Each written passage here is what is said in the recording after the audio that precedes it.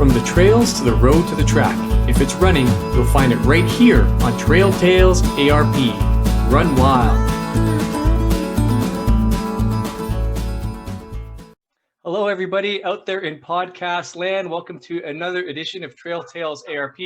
I'm your host, Sean Sobon, and I've got two wonderful guests joining me today, all the way from the UK. We've got Andy Hood and his son, Fintan Hood.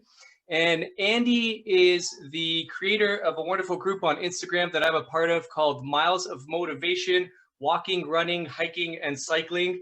And we're here to talk about that today, as well as to share Fintan's story and put it out there for everybody to kind of help motivate and raise awareness of what's going on out there in the world today. So Andy and Fintan, thank you for joining me today, and welcome to the show. Oh, it's our absolute pleasure, Sean. It's just been a real pleasure to meet you and Piper as well just recently. That's right. It's lovely to be on here to share the stories. Absolutely, guys. So let's start off briefly with a bit of a history. Andy, I guess we'll start with you and your running history. So obviously, I mean, you're a good runner. You've been running for how long now? Do you know, it's got to be probably 15 or more years. So primarily a cyclist, but I've over the last few years have definitely run more, and within the last 2 years have definitely run more than I've been out on the bike. I found it more accessible to grab the shoes, put the shoes on, get out the door for a few miles. I find it's a much more accessible way of getting some miles in than the bike, which takes a little bit more planning and a little bit more thought that goes into it. Yeah, I'd agree with that too. I actually started with cycling as well, and here in Canada, you know, we've got the winters and the snow and stuff, and it just became unreasonable to be riding out there. Yeah. So I didn't want to stop being active, so I threw the shoes on like you, and then I just kind of fell in love with the running. And I try to get out on my bike every once in a while, but running's a primary thing I do as well. So that's great. Yeah, I find it not only accessible, but I'm super competitive with myself. Right. And I love looking at the metrics, and running for me is just fab. It's whether you feel that you've crested that climb, that hill a little bit quicker than you did before. You've come back and you've been a little bit faster on a certain part of the route. And I find running delivers that so much easier and in abundance over cycling. Yeah, it's really true. And the one of the things I love about the running, and I guess it can go across all activities, but especially with the running, is you're really competing against yourself and what you can do, right, on any particular day. Some days might be good, some days might be bad, but yeah, it is really great to kind of to see, like you said, you find a nice hill or an incline to go up, and you know, you find after the run that you've beat your last previous best time or whatever, and it's just something remarkable. You don't really need to compete against anybody else. It's just you and yourself, you know.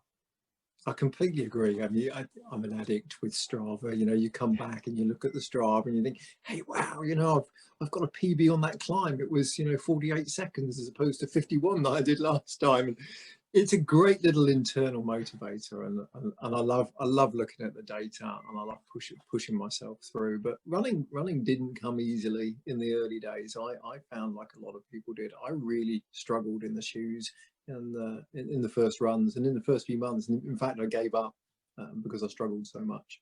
Yeah, that's not a very uncommon story. I think when people are first starting out, I had a similar experience. I think that, you know, when you first start off, it feels so great, and then things start happening, either little injuries here, like overuse types of things, or, you know, trying to find the proper shoes, whatever it may be, or even, you know, if you're running in great weather, if you start in the spring or summertime and then you're doing really well, and all of a sudden the weather starts to turn and it becomes less appealing to get outside. And, you know, it's and then you take off the winter, and then the nice weather comes back, but maybe the motivation's gone at that point. And it really is hard. I always say the hardest part is getting out the door. Once you've done that, you're okay.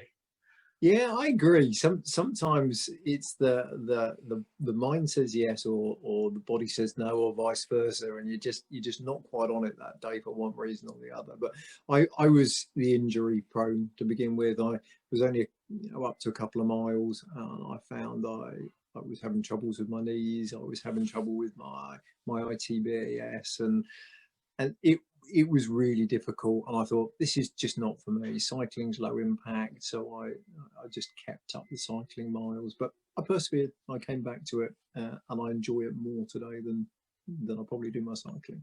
That's wonderful. It's nice to hear a success story. We've got plenty more of those to talk about. But before we get into Fintan, your story, which I'm very looking forward to hearing, let's talk a little bit quickly about the Miles of Motivation group you have on Facebook.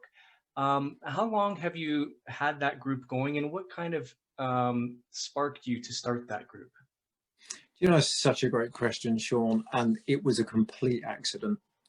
It started in the first lockdown we had here in the UK, which was March last year, March 2020, and it actually was built out of LinkedIn. Originally, I was on LinkedIn, and I was looking at a lot of my connections and looking at a lot of their posts. That as we came into the first lockdown, we were seeing races cancelled, marathons cancelled, 5Ks, 10Ks cancelled, and all activity, but I think particularly running is a very social sport. Whether you're running alone but share that experience out on social platforms, or whether you're running with one or two people or a group, I think it's very social. And I was picking up that people were finding it really tough. Right across the world were finding it really tough that as we were moving into lockdowns, that was being taken away from them. So I had a bit of a crazy idea. I'm a bit of an ideas bank. I tend to just give it a shot, and if it works, it works, and if it doesn't, it doesn't. And I decided that on April 26th, which would have been the date of the London Marathon 2020, I would see if I could get enough people together on LinkedIn to run the equivalent of a marathon. So I wasn't particularly after marathon runners or big runners, but actually just anybody who maybe just wanted to grab a pair of shoes and do a mile. And I called it the Mile or More Marathon. So it doesn't matter whether you did a mile or you did more than a mile. Let's see if we can do a combined distance of a marathon, or what would have been the London Marathon day. And you know what, Sean, it got such great traction. We ended up with doing over 12 marathons on that day, distance wise. We had 115 people, a lot of people I'd never met, never had connections with before across LinkedIn.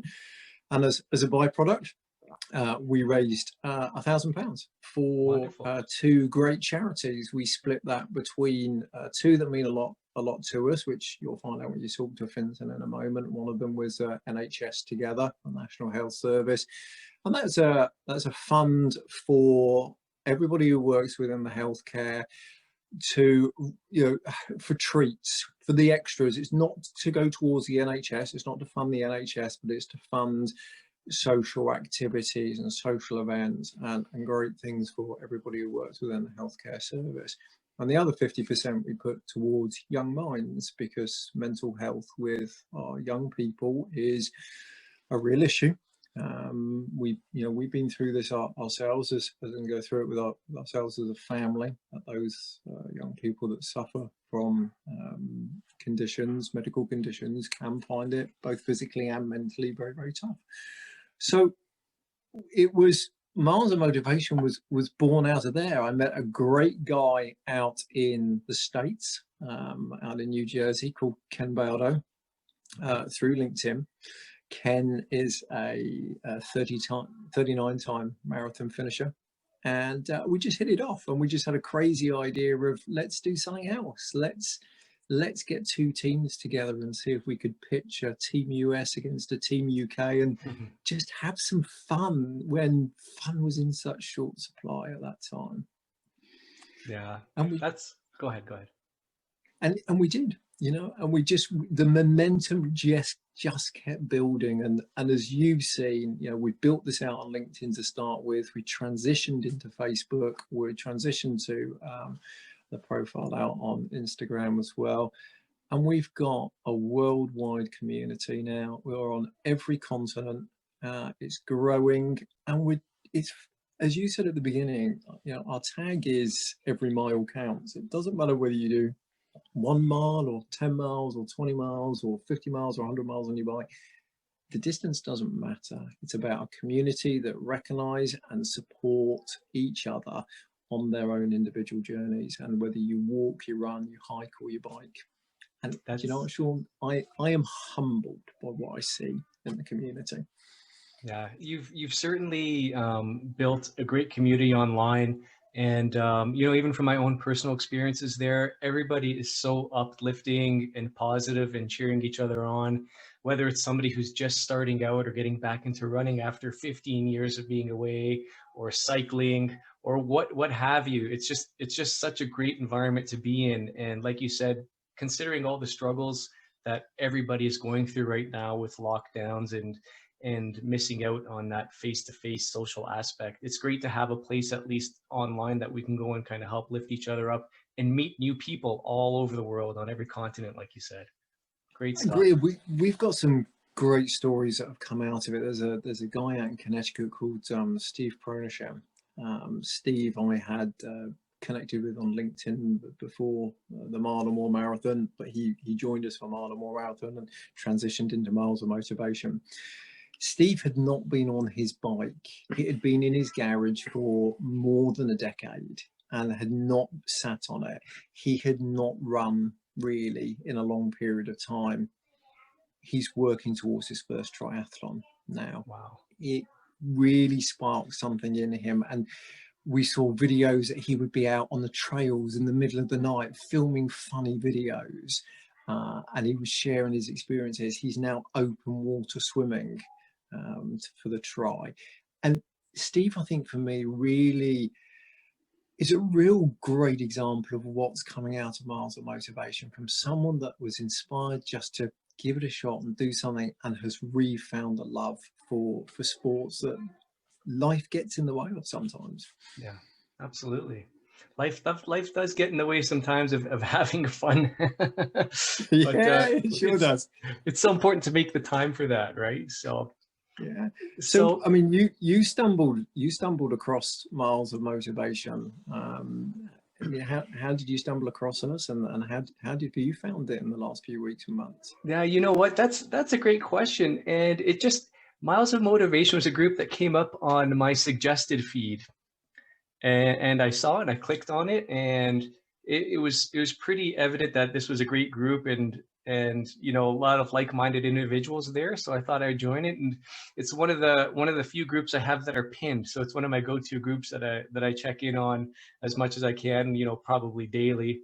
When I'm on Facebook, and you know, from the things I've posted, I've got great feedback from everybody, and even just, you know, starting conversations with complete strangers, like you said, it's been so great, because everybody's so open to conversation there, and so inspiring. Like, I get inspiration from seeing what other people are doing as well. And you know, like I said, sometimes the hardest part is getting out that front door. So I found, you know, often I'm on there and I see what everybody else is doing, and that just gives me a little kick in the pants I need to put my shoes on and get out the door as well on the days I'm not feeling it.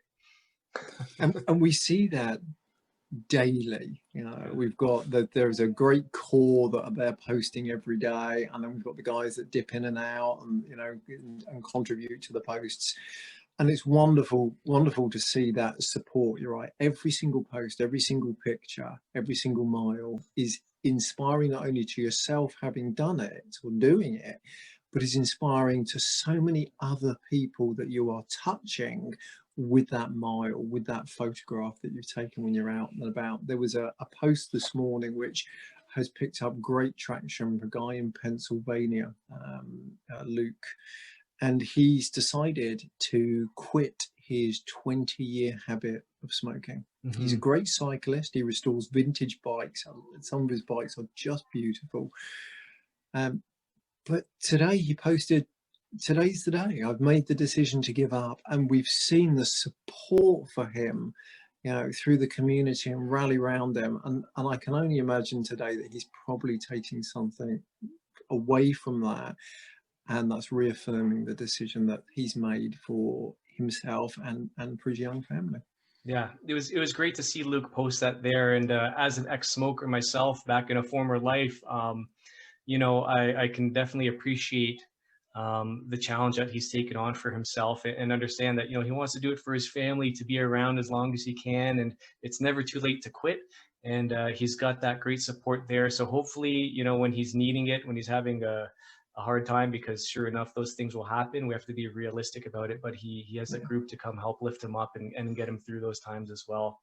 And, once you put your mind to something, anything's possible. So I have a lot of faith in what he's going to be able to do. Yeah, I agree. And we saw again this week, we saw somebody out in Germany post that they weren't having a great day. They were honest. They weren't having a great day out there. They managed to get out the door for a little bit of fresh air, but they weren't feeling it. And the support and the love that came in for her was just fantastic, and it inspired her to have a better day. She's found, I think, this week tough, homeschooling, lockdown, and that's tough on families. So having somewhere where you can go and have got a community around you that understand and inspire. It's wonderful, how it's grown organically, and it continues to grow organically is fantastic. Yeah, and it's just going to keep attracting more and more people of like mind, and like we alluded to earlier, we're all kind of in this. No matter where you are, we're all kind of experience the same thing in terms of being stuck inside, and whether or not you have a job to be able to go to, or you have working from home and trying to homeschool the kids at the same time, and very challenging times. So this is definitely something that is going to help us along the way. And with that being said, and being stuck in home, Fintan, my young man, welcome to the show. And Thank you for having me. Let's talk about you a little bit here, Fintan. So, correct me if I'm wrong, you're 16 years old.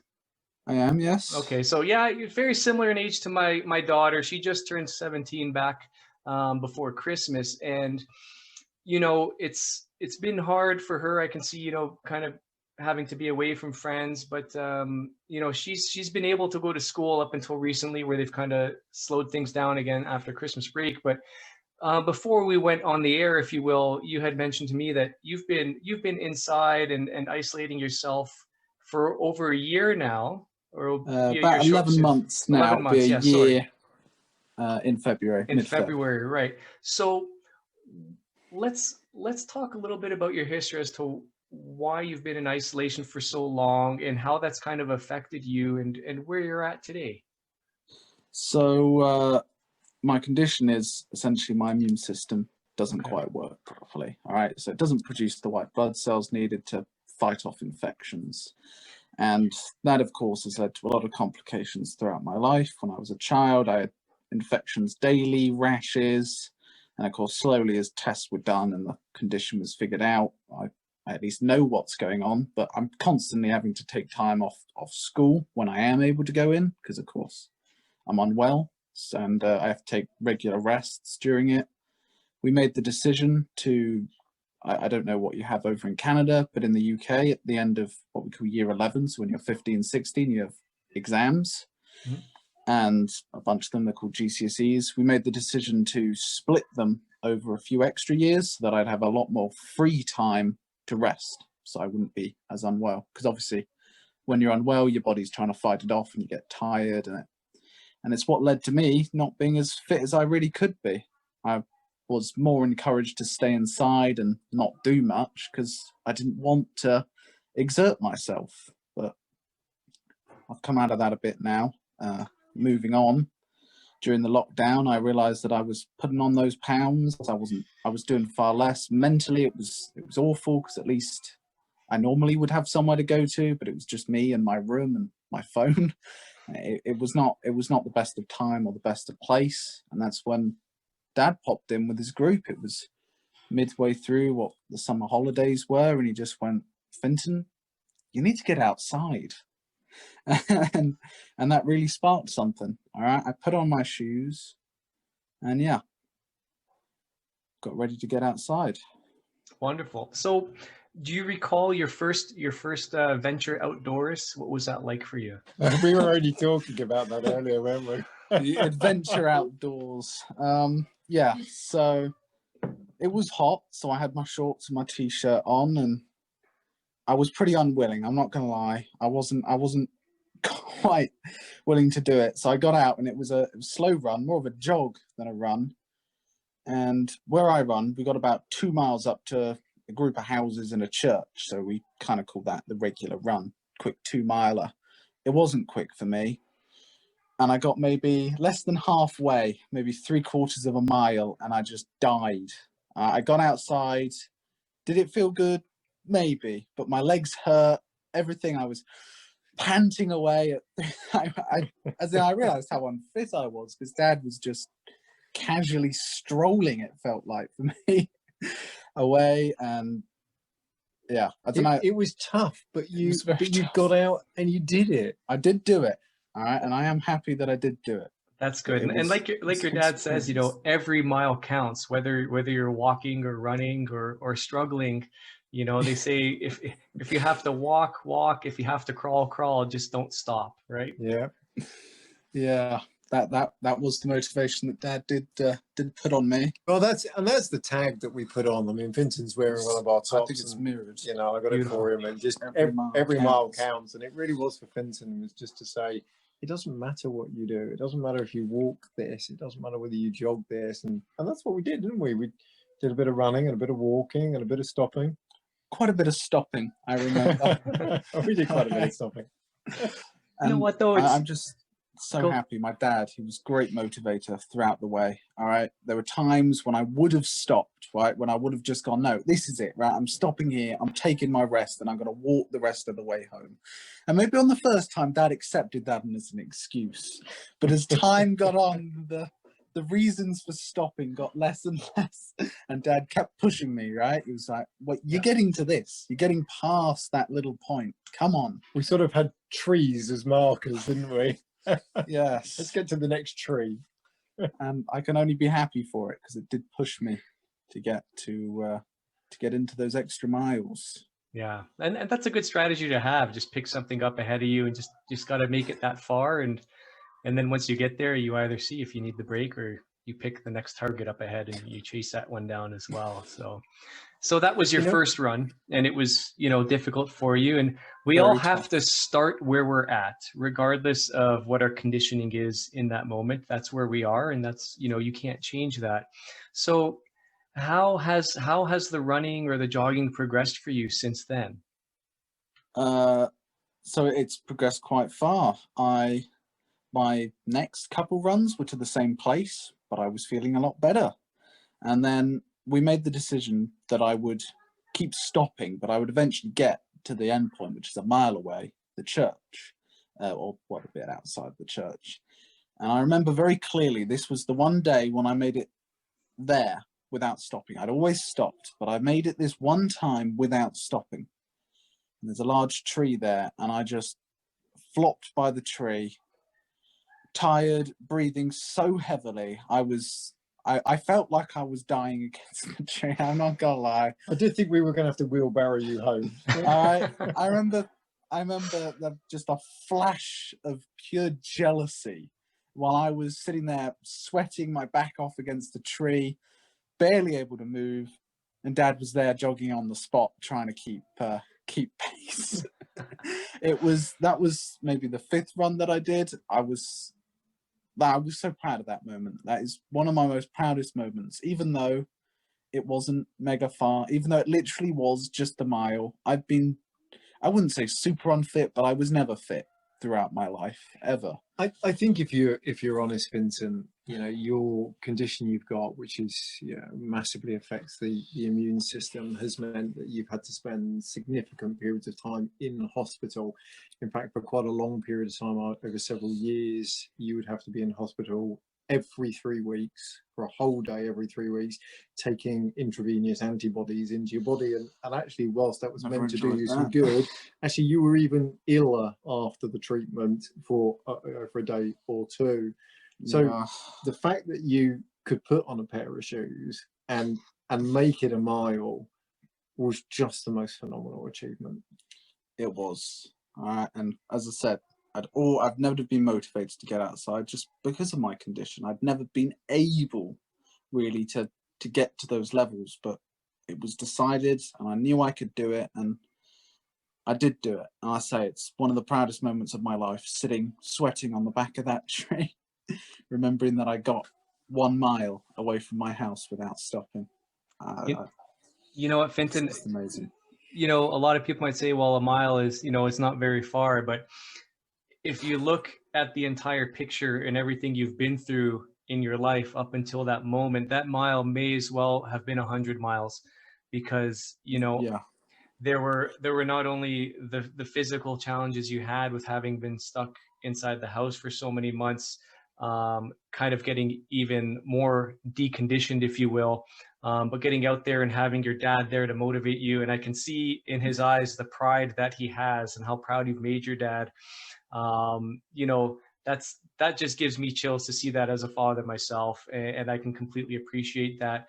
But you know, a mile is just the beginning, right? Your dad's mentioned that you've run a It is. 5K. And I Yeah. even got a 10K. And you a did a 10K, that's right. So 10K. you've built up to that. And that's, you know what, 10K is a considerable distance, right? When I first started running myself, I would, you know, run. I remember my first kilometer. I thought, wow, I just ran 1,000 meters. That's amazing, you know. And then eventually I built up to 5, and then I had 10 on my mind for so long, and eventually you get there. So that's a great achievement as well.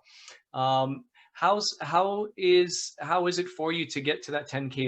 Is that a distance you hit often, or just once in a while? It's more once in a while. It's actually, we're very lucky down here in the southwest in Devon. We have a place called the Tarka Trail. I don't know if Dad's probably posted about it before, but it's an old railway track, so it's completely flat, and obviously it was tarmacked over, so it's just miles. How long is it? The total trail itself, we're really fortunate, Sean. I mean, the trail's 180 miles of varied terrain, but over 30 miles of it is paved, is pure tarmac, and it's just flat, beautiful to run on. And that's where we tried the first 10K, wasn't it? It was, yes. I decided that I was going to get to 10K. I'd done a 5K around where I lived, up and down hills, but I thought, you know what, I'm going to push past that. I'm going to get to the 10K on a really quite a flat, well, it's almost dead flat piece of road to obviously make it a little easier, but it wasn't easy. It definitely wasn't. And I stopped maybe twice throughout the whole thing. I think it was sort of once when I'd got to 5K halfway, panting a bit, but doing quite well. And then once halfway on the way home. But it's lovely, the Tarka Trail, actually. There's just trees all around you. Some of it's open. It was sort of autumn time, so it was falling down. It was lovely, actually. It was one of my best runs, that 10K. Not only because of the beautiful scenery, but the fact that it was 10K, 10,000 meters. Never in a million years would I dream that I'd get that far. And the great thing about that route that we chose to do it on was that at the 5K marker, you go through a tunnel, an old railway tunnel, quite a long tunnel. And we had a bit of fun going through that tunnel. I mean, it's a lovely point to say, okay, we're there, we're at the halfway mark, we've got a real great marker point now to turn back round. But this was your doing, your 10K was your idea at that point, wasn't it? Because we were running the Miles of Motivation Autumn Virtual at the time. We run across the course of the year, just a series of events just for pure fun. You can choose different distances, and some are head-to-heads that we do. We've got a head-to-head coming up in March.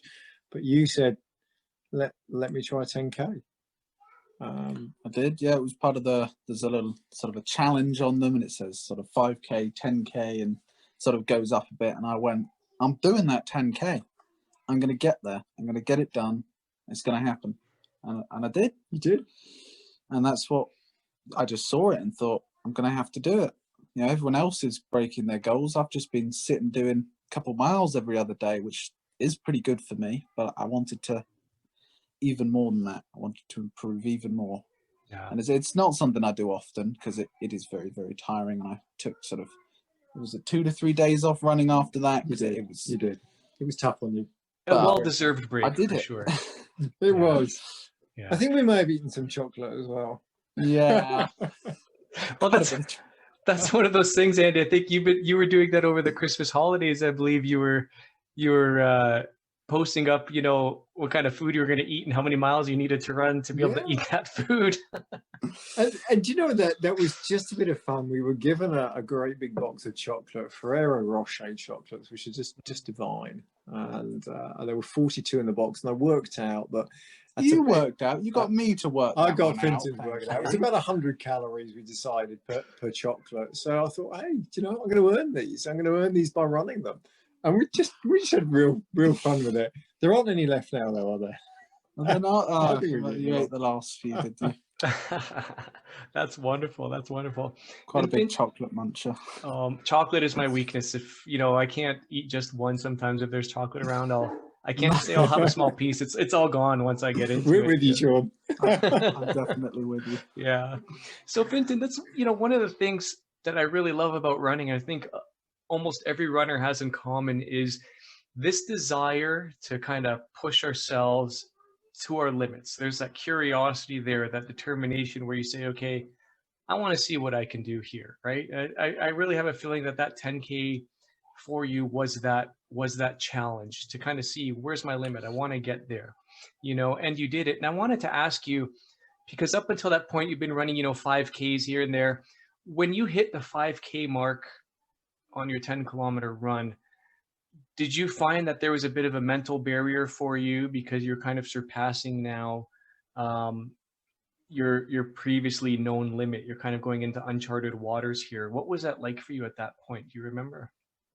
I do remember it, yeah, because we're just coming through the tunnel, as I said. Lovely marker, and it was quite tough. I remember sitting there, taking that bit of break and thinking, because some of my other family members, I think my brother and my mum, were on their bikes, and I thought, oh, could just stop, all right? And they'd come past in a minute, and I could just hop on a bike and get that rest of that 5K. And I didn't say it out loud, but I really was thinking. I was thinking, yeah, they're not that far away, and it's a bit cold, I suddenly realised, and all these excuses kept popping up in my head. All right, and I never really had it before, but some of my thighs were starting to sting. I must have whacked them or had something or other, maybe a twig was down there or something.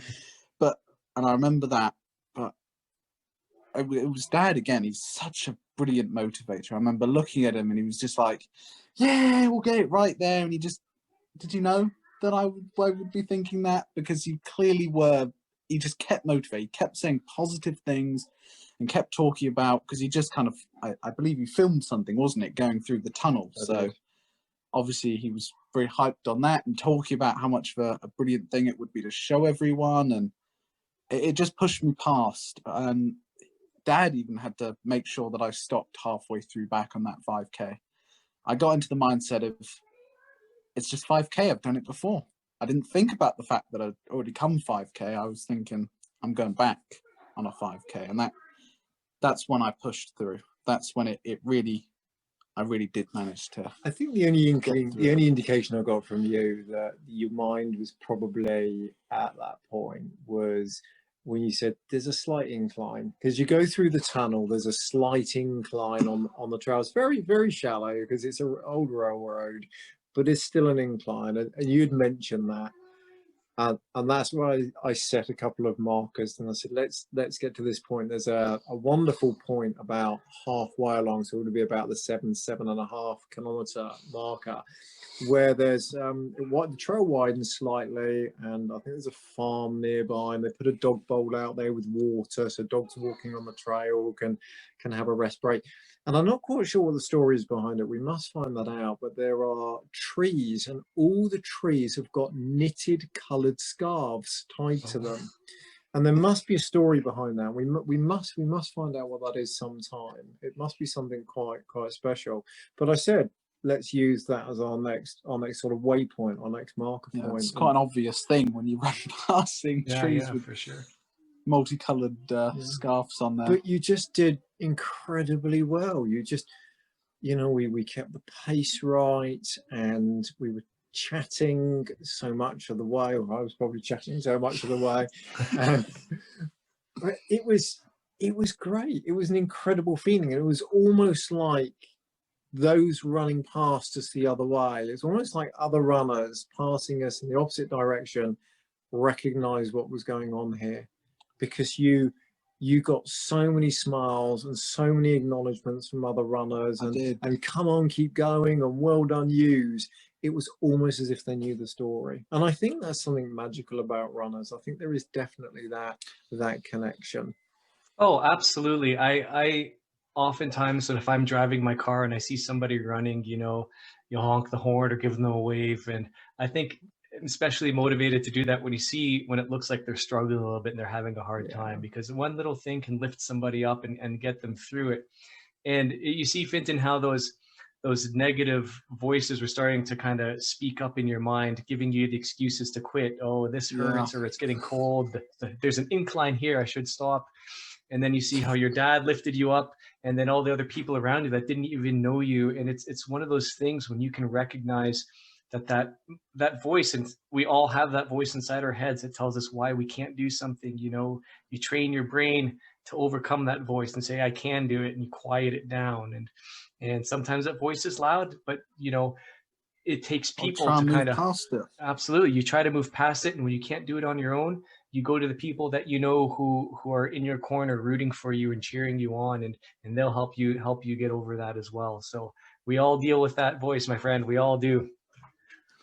And I think a lot of that mental toughness that you have, and that mindset that you have to get through that, comes from the challenges you faced as a very, very young child. I mean, from very, very young age, you've been in and out of hospital with so many operations and so many different challenges and hurdles to come across. And your school attendance across the winter period can be, you know, less than 50% attendance because you're so unwell. But still you're determined to find a way through. So you're determined to find the solution, and splitting your exams across 3 years was one of those solutions. And you know what humbles me so much, I think, Sean, with Fintan when he has these challenges, is he wants to inspire others. You know, you say that so often. You want to inspire others to show them that anything is possible. It is, yeah. I think if I can do it, almost anyone can do it. In fact, I think anyone can do it. There isn't a person out there that couldn't do half a mile, whatever, and can't build it up. All right. And I don't think I would have done it without my dad. And I hope I can be that person for other people. All right. I really do believe that it's life-changing. You don't think that running can be life-changing, but it truly is. Or any exercise, you know, whether running, biking, hiking, swimming, it really is. It gives you such a good feeling. It's brilliant. Great words there, Fintan. And I definitely want to acknowledge your determination and the grit that you have and that you show, because you certainly haven't had the best hand dealt to you in life when it comes to your health. But despite those challenges, you've been able to overcome them, and you've been able to achieve what I think many people in your situation may not even try to achieve. And not only did you try, not only did you try, right? You completed it and you did it. And the sky is the limit for you with that mindset and that attitude. The sky is the limit, my friend. So I applaud you and thank you for sharing your story and your message to people, because I am certainly inspired by it. And I'm sure that everybody listening to this is going to be inspired by it as well. I do hope they are. Bravo to you, my friend. Absolutely. Get out there, people in podcast land. Exactly. And we're gonna share this with everybody that we can, and we'll put it up on my social media and share your message and your story, because it is quite truly remarkable. You must have hit those mental barriers yourself, Sean. I mean, you've done a lot of running, you've done a lot of different terrain as well. And I've been listening to some of your podcasts recently and some of the events that you've done, and you certainly pushed yourself. You must have also experienced that barrier where the brain is just finding reasons not to go on. Absolutely. It's a reality for everybody, I think, Andy. And, you know, I look back to times when there's one night in particular. It was October. It was kind of raining outside, and I was just in a down mood. I was sitting on the couch, just feeling down on myself and not wanting to do anything. And my wife looked at me and she says, "You need to go for a run." I said, I don't want to. I don't want to. So she kind of she grabbed me by the ear, put me at the door and said, go out for a run. And I did. And, you know, through that run, I could feel the transformation happening, and that wet blanket that was just on top of me and keeping my mood down was just kind of lifted up, and I started feeling like myself again and feeling better. And I came home a new man. And, you know, that was one of those times where I couldn't drown out those voices that were telling me that I couldn't do anything, or you shouldn't do this or do that. I needed somebody else. I think that's a takeaway for me, is that, you know, you never know when somebody's struggling like that. And it's so important to give words of motivation to people and be positive, because you never know who's going to need it that day. And if you can help one person, even in a month, then it's absolutely worth it. And if you can keep that positive mindset yourself, it just makes things so much easier for you as well, right? So we just kind of have to share that with others. And I think that's one of the things we're supposed to do as individuals. But yeah, even going on into doing certain runs and challenges, Andy, yeah, there have been many times where I've done, you know, stupid things like trying to run a marathon without training for it, or running 50-kilometer run without training for it. And then inevitably you start to go into that pain cave, as they say, and then that voice gets really loud, and you have to, you have two choices. You either give in, or you keep moving, you know. And on that first marathon, I've talked about it previously on the show, it was just, you know, I had an opportunity to get into the car with my family and just quit and drive home, and I couldn't do it despite the suffering I was feeling. I knew that I wanted to finish it, because I likely wasn't going to do it again. But in that moment, I said, this is the last time, but I'm going to do it. And I did it, you know. And I think it's so important every once in a while to put yourself in that situation, just to kind of you know, put yourself to the test, and keep that determination, kind of sharpen your blade, if you will, you know, because it translates into life, whether it's through schooling, whether it's at work, relationships, anything like that, right? It helps prepare you to get through those tough times, because it teaches you that even though you struggle, you can get through it to the end, and the struggle will be over, right? You don't have to succumb to it. So I think it's one of the greatest aspects of the era we live in today. And the fact is, you can turn on your channels, you can look at your contacts, you can find inspiration in sometimes the most remotest of places. I ran my first marathon distance in November last year, November the 29th. That's my mum's birthday. And I decided I was going to give it a shot. I had done up to 20-mile distances up to that point. I run between 40-50 miles a week as an average. So I was ready to do it, but I knew it would be tough, and it was tough. You know, you say you have much more than the wife. You've got a fantastic partner there who really recognises, and you know, you work as a team. It's a real teammate. I had Team Hood around me to support me that day, and met me at a couple of strategic points with some jelly beans to eat, and to keep the energy levels back up. But I drew a lot of inspiration from that, from a wonderful lady who sits in the Miles of Motivation community called Deb Benager. And Deb owns, has a foundation called Preston's March for Energy. Preston is one of her sons. Preston has got some muscle wasting disease. He's bound to the chair. He works phenomenally with a coach. I see great pictures of him working with, I think it's Coach Steve. But they, several years ago, were looking for a bike when Preston was quite young. I think he was around 10, maybe a little bit younger at the time. And they were looking for a bike so that he could have something to ride. A regular two-wheeler wasn't cutting it for Preston. He couldn't ride a regular two-wheeler. And therefore, he was missing all those wonderful opportunities you get as a childhood. I mean, as a child growing up, my bike was my best friend. You know, the adventures you'd have on your bikes in the summer holidays were fantastic. So they put a post out there about does anyone know where you can buy these bikes or get these bikes manufactured? Because the costs were just prohibitive at the time, and they were wondering if they could find someone to manufacture. They received donations from all over the United States and from around the world, Wow. even from people they had never met, to fund the purchase of an adapted bike, custom built for Preston. They were so touched, they decided to pay it forward. And in the last 10 years, this is their 10-year anniversary, they have paid that forward over 450 times with Wow. unique, custom-built, adaptive bikes for children. The Miles of Motivation community have now funded 2. Our second one goes out this month to a 14-year-old called Alex in Belmar, who has cerebral palsy. And Alex will have a bike that is built for his needs and will be able to go and create those memories with his friends.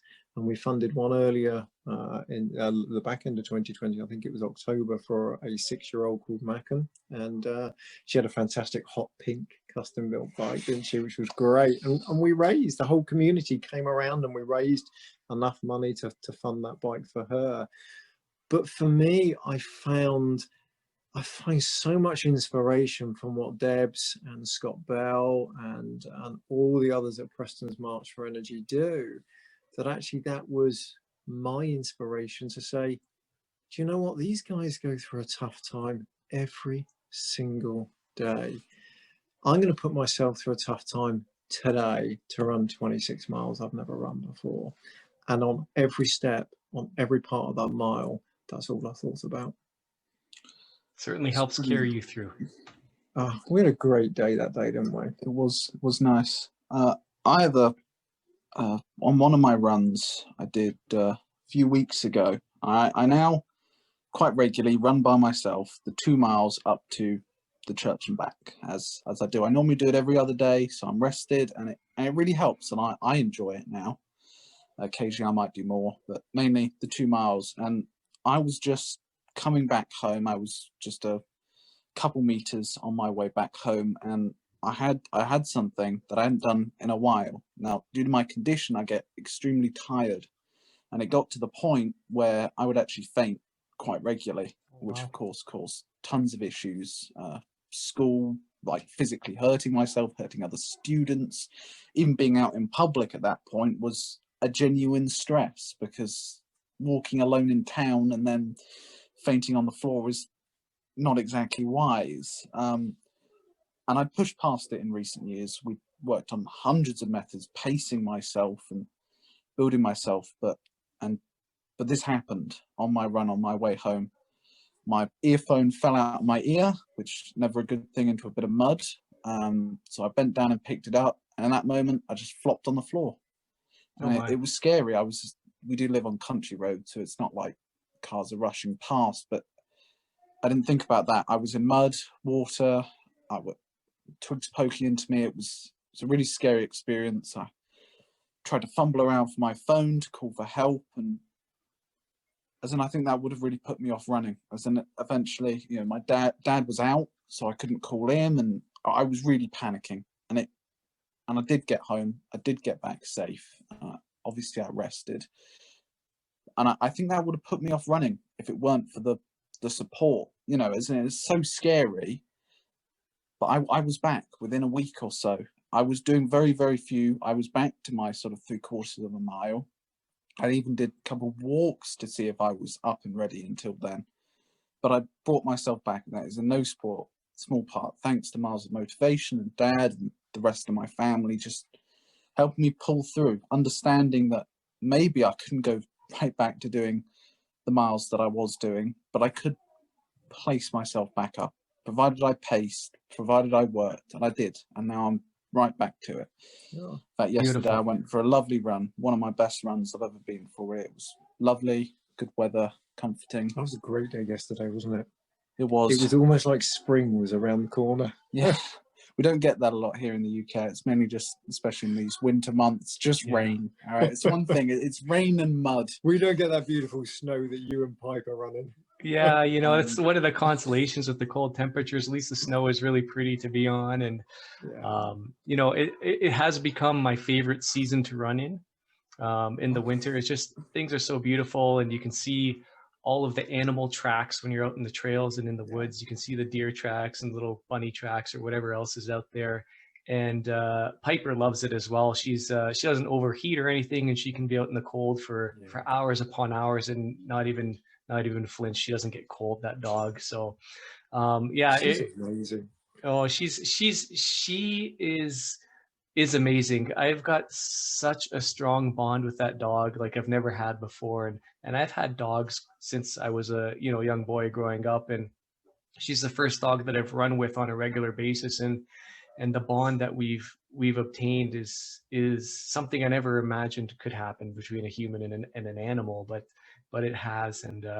And you know, I want to thank you for allowing her to take part in one of the virtual events that we did. She got her certificate in the email, and you know, it was just, I was so proud. I had to post it and share it with my family and everybody on Instagram. And I was so proud of her. It's like she's my own child, you know. I said, look what you got, Piper, and she has no idea. She's just wagging her tail at me, and, you know, give her some treats. But it's been really cool. It's been really great, and to see the other people in the group with their dogs, kind of posting them up there and everything, and sharing their stories.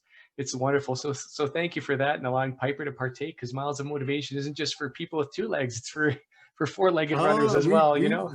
Yeah, we've got quite a few four-legged friends in Miles of Motivation now. I think Helena out in Sweden, we see her dogs and horses quite frequently now as well, which is lovely. But it is about being that big family, isn't it? We are very connected to our animals, and as we are our own family members. And I think it's important to recognize that people draw a lot of inspiration from their animal, walking with them and running with them. And I see that on the trail, you know, when we're not in a lockdown and I'll go out and run on the trail where you did your 10K. I find the dog walkers are wonderful. They're great to smile at and to see as you're going past, aren't they? We've got several that we see quite frequently with some beautiful animals. Yeah. It's a shame we're not persuading our cats to get out. No, I don't think we'll get our cats running. We've got 3 that would cats, be a sight to see. one as lazy as each other. That'd be a challenge. That would be a sight to see. Inspire them to get out. That would be mission accomplished. It's a rare sight to see them outdoors, let alone moving anywhere. No kidding. But I'm with you on the snow, Sean. I mean, it's great. We've been out to BC a few times. Oh yeah. Over the holiday period. In fact, my profile picture is me fat biking up in the mountains in BC, out just outside Kelowna, and it's incredible. It's another world. I think it's something you have to experience if you've never, you know, hiked or snowshoed or run or fat biked out in snow. I think it's an absolute must do. I found it really transformative. It's slow. You know, I found fat biking was a much slower pace. It was tough. It was pretty tough going, particularly on pressed powder, but it's so exhilarating. Forgetting the part where Granddad fell off. Oh yes, the snow. And you didn't realise that had happened. No, my mum and dad came with us one year, and I was out fat biking with my dad. And of course, as you know, snow deadens all sound. And I got to the bottom of this trail, and I was sitting there waiting, and I was waiting a bit longer, and I thought, I better just go back. So I left the bike at the bottom and started hiking back up this part of the trail. And he was up to his chest in the snow. Oh my goodness. He had fallen, he couldn't get out. And of course he said, I've been shouting and I've been calling. I was like, I haven't heard a thing. Oh my goodness. Good thing you went back. Yeah. Would have been a human popsicle if you left him up there for any time. Eh? But he had a great time. Yeah, no, it was great otherwise. One of my other memories of being in Canada was when we had freezing rain at Niagara Falls. Obviously, you got to go to Niagara on our first time. And I can't say Niagara was particularly impressive, although the water park there was lovely. But we had freezing rain. right? And I've never ever seen it before in my life. Didn't even know it was a thing, all right? And it was a startling thing to wake up one morning and see trees iced completely. Yeah, what a sight, eh?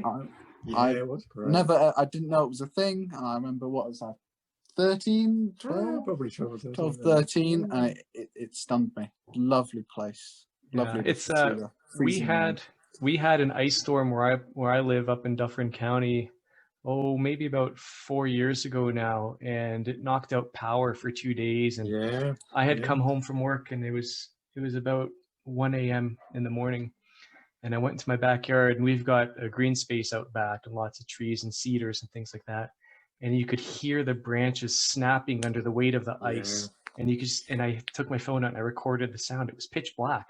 You could just hear them snapping. And then there was this one tree, I don't know what kind of tree it is, but it was bent over completely into our fence, into our yard. I thought, oh, that tree's gone. And then the next day it warmed up, because this was in March. So the days were warm, the nights were cold. Yeah. When I say warm, 5 degrees Celsius, 8 degrees Celsius, something like that. But the ice started to melt, and eventually the tree kind of went back up. It didn't break, and we still have it today. So I'm pretty thankful for that. But what a sight. It just bent right into the shape of a U over the fence. Yeah. Never seen anything like that before. But yeah, those ice storms perseverance pays off. Yeah. Tree held on. Absolutely. And the snow melted. The tree made it through the tough times. Yeah. Great analogy. Yeah. That's wonderful, guys. Oh my gosh. Listen, it's been such a pleasure to talk to you guys. We're kind of running out of time here, but before we do go, for everybody who's listening, who's not part of the Miles of Motivation group, where can they find you on social media, whether it be Facebook, Instagram, whatever you have? Please share that with us, and I'll be sure to put it into the show notes. Absolutely, it's fantastic. I mean, everybody's welcome. It doesn't matter whether you've not picked up a pair of shoes and been out the door before, or whether you're a seasoned cyclist or a hiker or runner. This genuinely is a very different community. It's very relaxed. It's very supportive, and it's for everybody. On Facebook, just search Miles of Motivation. It will come up as Miles of Motivation, walking, running, hiking, and cycling. Very easy to see, with a lovely, nice big blue logo with motivation that sits right across the middle. And our tagline is "Every mile counts." And across on Instagram, we are tagged at My Miles of Motivation. And we share so many of the pictures from around the globe of everybody in the community and what they're getting up to. And it's fantastic. We're growing organically, and it's just such a pleasure to welcome new people to the community, isn't it? Yeah, and I want to add to that too. There's not an ounce of pretentiousness in the group. Everybody's there to support each other.